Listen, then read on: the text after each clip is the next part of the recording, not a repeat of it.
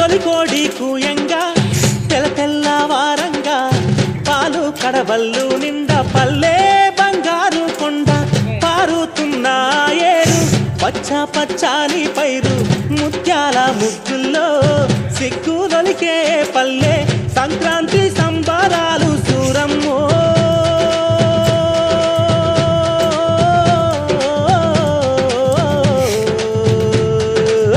అంబరాన్ని తాకే